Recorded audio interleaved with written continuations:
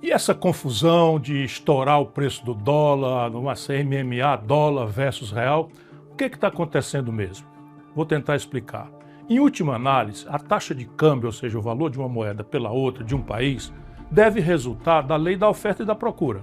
Se fosse banana no mercado, por exemplo, seria simples de entender. Sobrou banana, o preço da banana cai. Faltou banana e se manteve a mesma procura pela fruta, seu preço sobe. Como tudo nesse modelo econômico tosco que nos foi imposto, sem nenhuma discussão, muito menos nenhum rigor técnico, numa madrugada de janeiro de 1999, assim que a fraude garantiu a reeleição de Fernando Henrique Cardoso, e a fraude foi justamente na taxa de câmbio, o modelo de câmbio flutuante foi implantado no Brasil.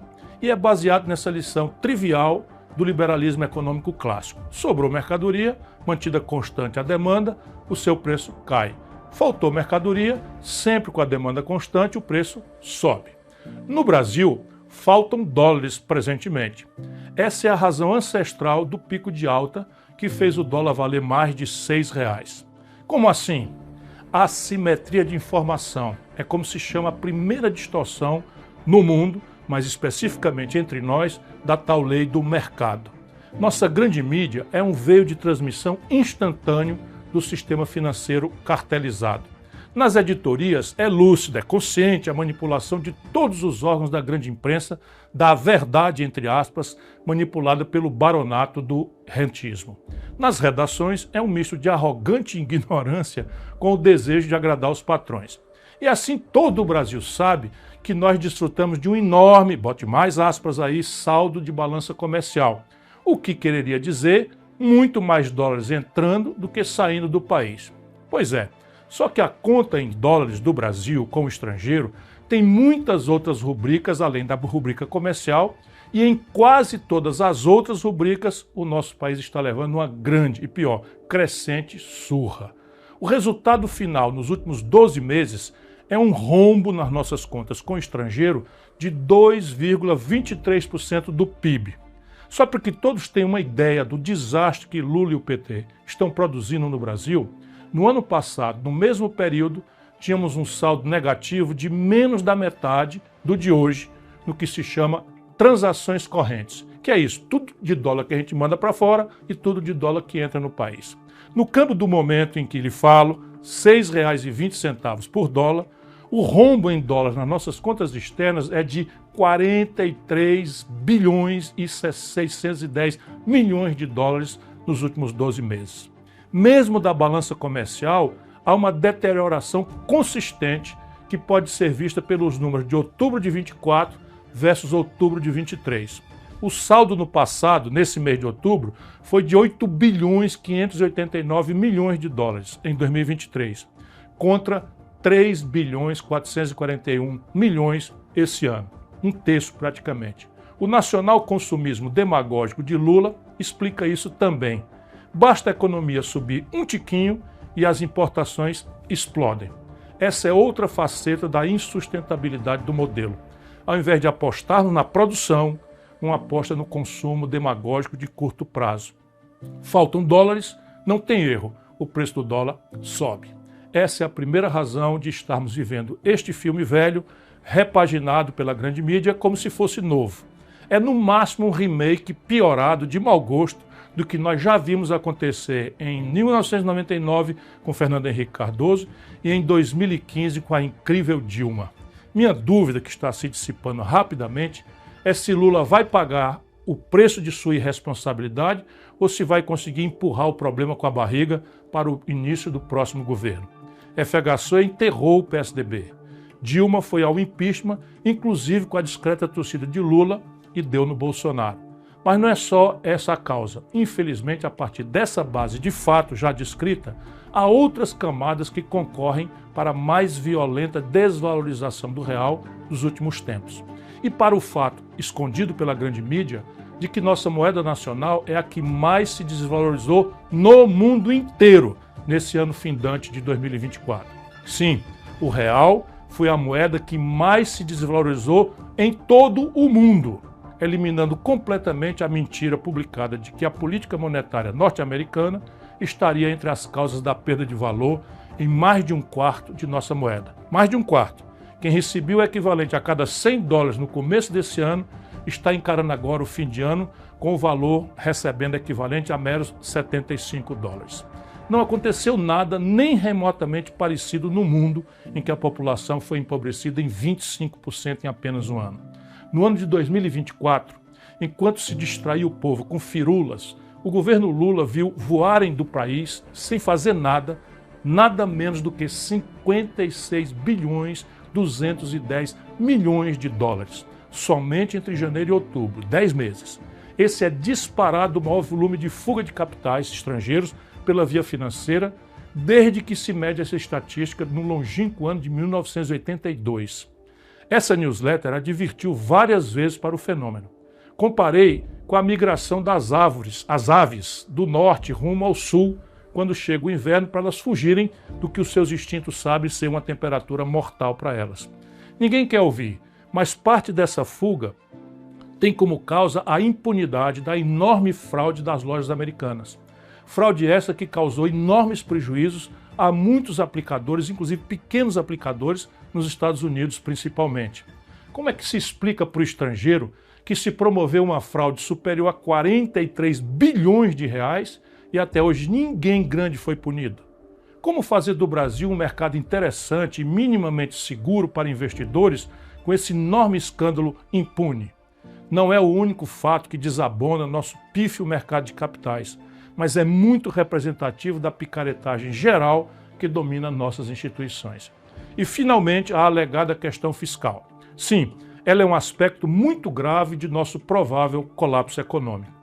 A data e o contexto com que foi deflagrado o notório ataque especulativo contra o real, entretanto, não deixam dúvida quanto à atuação em cartel do sistema financeiro brasileiro e de seus sócios no estrangeiro. O que é chocante e vergonhoso é o banqueiro de Lula, o novo presidente do Banco Central, Galípolo, negar explicitamente esta evidência. A mim, nunca enganou. Quem acompanha essa newsletter já sabe da insustentabilidade do modelo econômico em vigor. Vou apenas rememorar. Não faz nenhum sentido a expressão superávit primário no Brasil. Em tese, em manuais ingênuos de economia, à luz da esculhambação brasileira, se você gastasse um pouquinho menos do que arrecada, gerando uma pequena sobra, o tal superávit primário, a sua dívida se manteria em volume estável ou até diminuiria, dependendo do tamanho da sobra. Essa é a picaretagem denominada de superávit primário pela grande mídia brasileira, a serviço sujo dos seus donos entre a banqueirada. Vamos aos números. Desde que essa engenhoca foi introduzida entre nós, naquela madrugada de 1999, nem um único ano, leiam os meus lábios, nem um único ano o superávit obtido foi suficiente para pagar sequer os juros da nossa dívida. Nesse ano de responsabilidade criminosa de Lula e sua banda, deixe eu renovar os números. Até novembro último, o Brasil contabilizou na dívida pública 869 bilhões e 300 milhões de reais, apenas no ano da graça de 2024.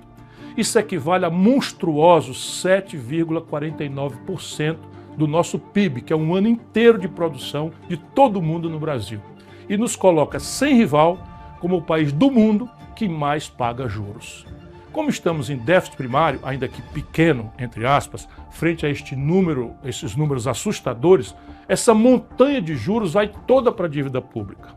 Quando o Lula assume prometendo picanha e cerveja para todo mundo, a dívida tinha levado 500 anos para alcançar 7 trilhões de reais.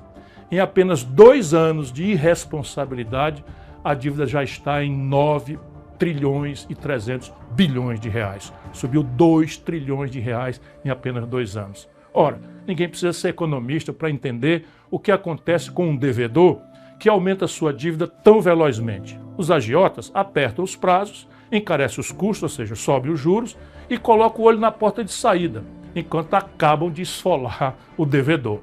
Essa é a explicação derradeira para a oportunidade do ataque especulativo que estamos todos vendo, menos o reacionário Lula e o seu novo banqueiro Galípolo.